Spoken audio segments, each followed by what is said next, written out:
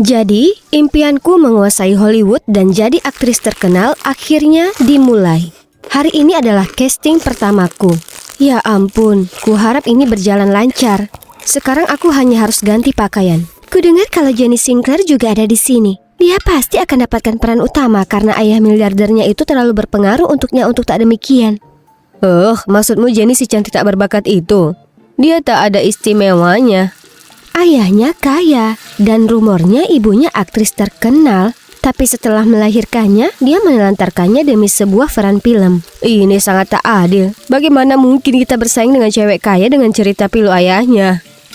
Ya, aku Jenny Sinclair, putri dari miliarder Rod Sinclair dan putri dari aktris terkenal yang dirumorkan. Orang-orang mengira tumbuh besar dengan kekayaan berarti hidupku sangatlah mudah. Salah. Ayah menolak membicarakan denganku soal ibu. Dengan demikian, aku bahkan tak tahu siapa ibu. Ayah juga sangat menentang impianku berakting. Kalian tahu, aku jelas harus dapatkan peran ini karena bakat. Dengan begitu mereka semua akan menganggapku serius.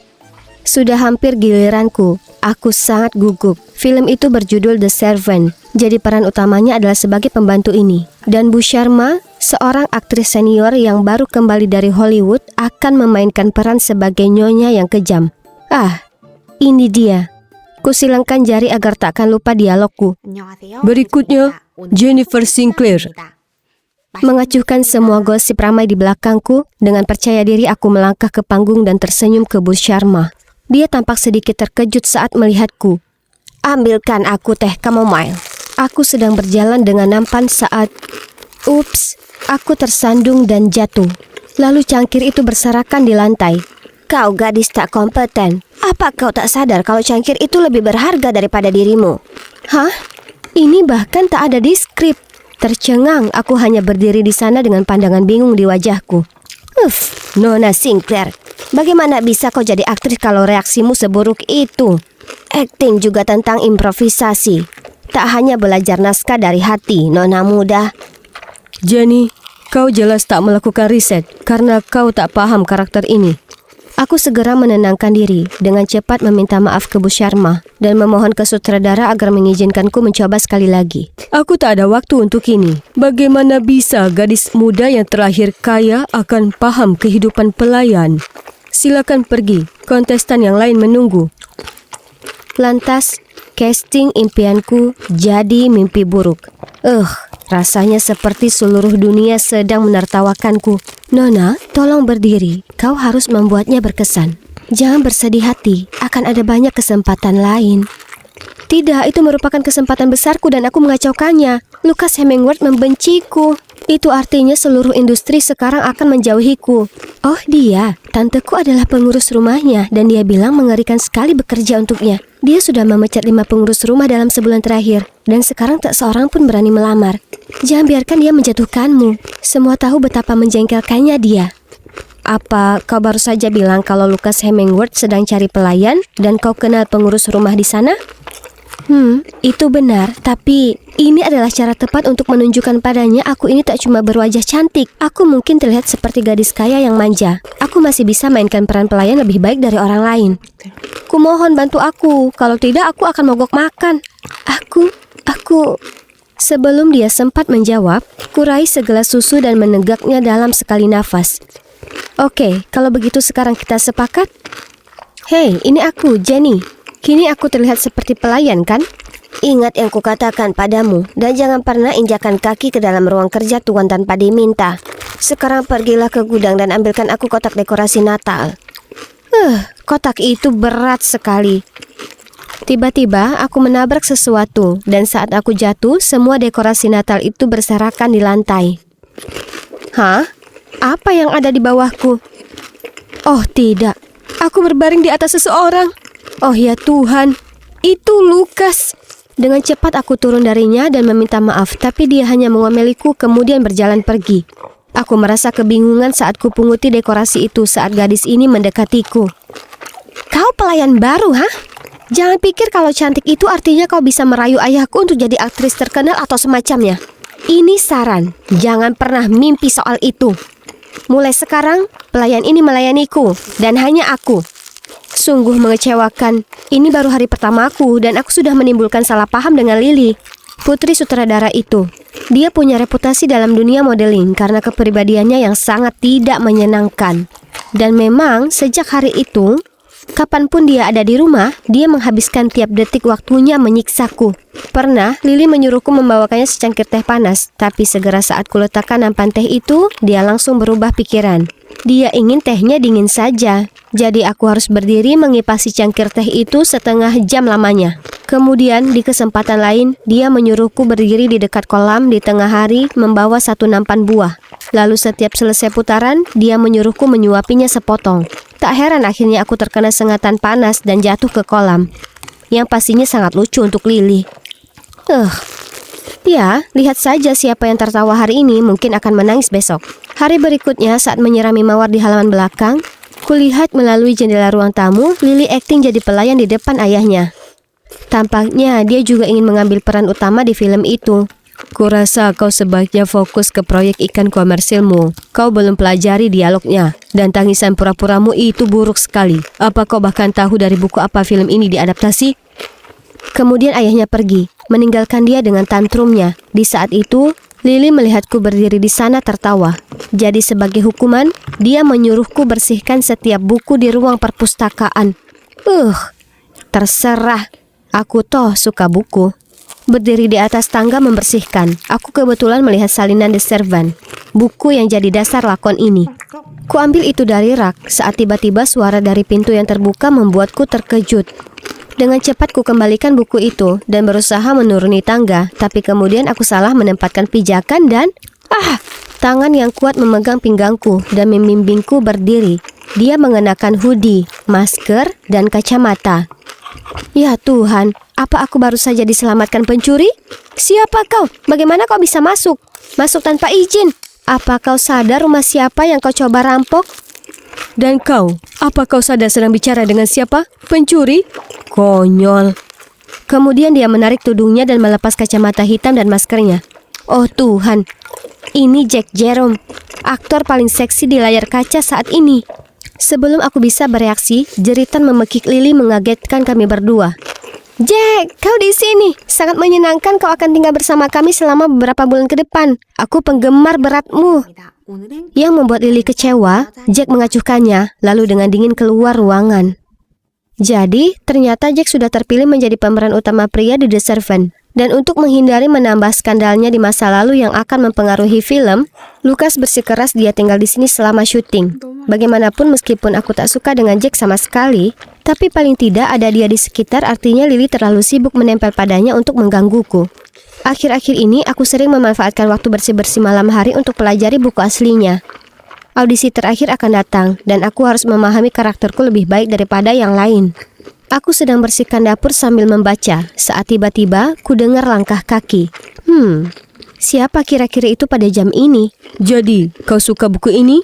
Tapi itu cukup membingungkan ya kan? Apa kau anggap pelayan biasa sepertiku tak cukup pintar untuk memahaminya?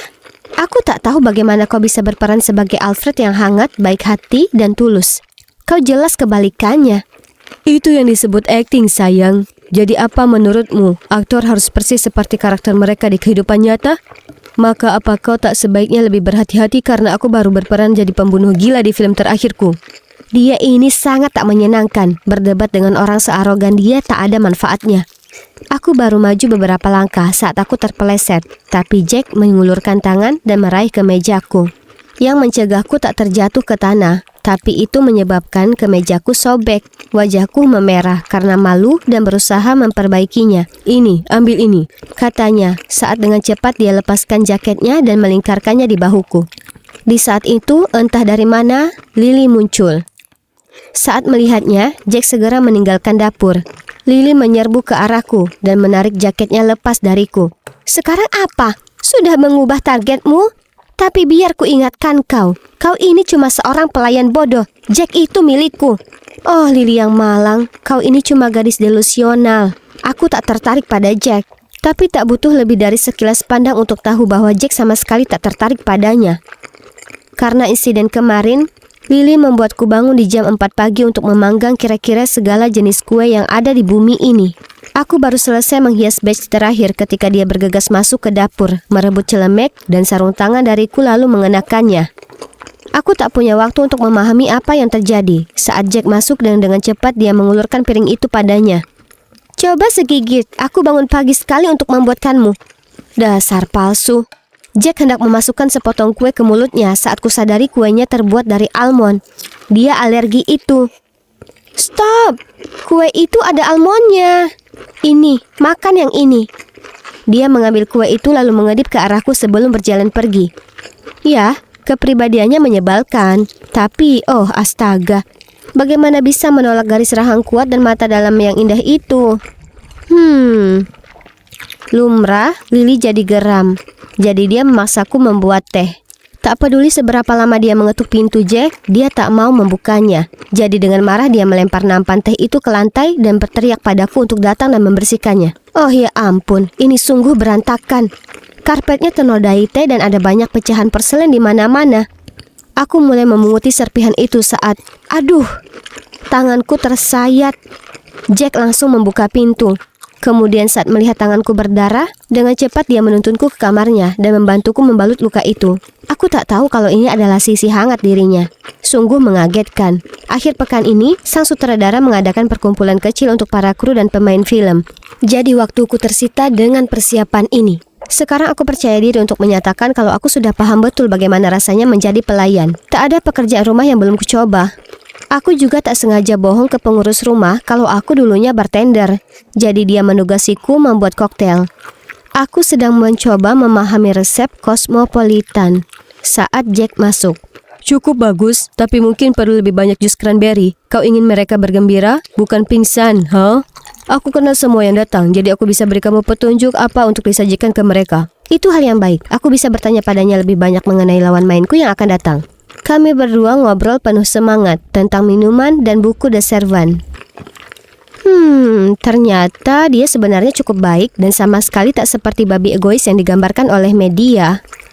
Sementara ngobrol dan minum, aku merasa agak pusing. Tiba-tiba Jack mendekatiku. Sebenarnya menurutku kau ini memikat, jadi kau boleh berhenti bermain-main sekarang. Bermain-main? Hah? Kau kira aku menyukaimu? Kau mabuk. Aku hendak pergi saat Jack menghentikanku. Kau selalu terjatuh di depanku. Kau ingat alergi almondku. Kau membaca buku yang kuperankan sebagai pemeran utama. Jika kau tak menyukaiku, bagaimana bisa kau bersamaku selama ini? Kupandang Jack dengan bingung. Jujur, setiap kali aku memandangnya, kurasa jantungku berdebar. Melihatku merona, dengan lembut Jack mengangkat daguku dan mendaratkan ciuman manis di bibirku. Tepat di saat itu, jeritan membuatku loncat dan hampir terjatuh lagi. Apa-apaan yang kalian berdua lakukan? Dengan panik aku lari keluar dapur, meninggalkan Lily berteriak di belakangku. Aku duduk di luar dekat kolam hingga aku kembali tenang. Itu tak disangka, ciuman pertamaku adalah dengan Jack, aktor penuh skandal yang sangat kubenci. Kurasa aku harus pergi sebelum semuanya jadi makin rumit. Setelah memantapkan diri, aku kembali ke kamarku untuk mulai berkemas dan kulihat pakaianku terlempar ke lantai dan di sana, yang duduk di ranjangku dengan tatapan sombong di wajahnya adalah Lily. Dia lambaikan paspor dan naskahku di tangannya. Jenny Sinclair, rupanya aku tahu rahasiamu. Betapa rendah hatinya dirimu menurunkan derajatmu sendiri bermain-main jadi pelayan untuk mendapatkan peran film. Bayangkan skandal itu jika pers sampai tahu tentang ini. Tak akan ada yang berani bekerja sama dengan ular sepertimu. Dengan marah, kurebut barang-barangku kembali, tapi tak berhasil. Lily bahkan mengeluarkan ponselnya untuk merekam dan mengancamku. Lakukan seperti yang kukatakan, kalau tidak video ini akan viral. Maka ayahmu tersayang tak hanya akan tahu kau selama ini menggosok toilet seharian, tapi bayangkan dampak kebohonganmu ini terhadap reputasinya yang berharga. Dia cari masalah dengan gadis yang salah. Pengalaman metode aktingku ini sudah selesai. Aku sudah muak jadi bonekanya. Ini saatnya dia menyadari siapa sebenarnya yang menguasai permainan ini.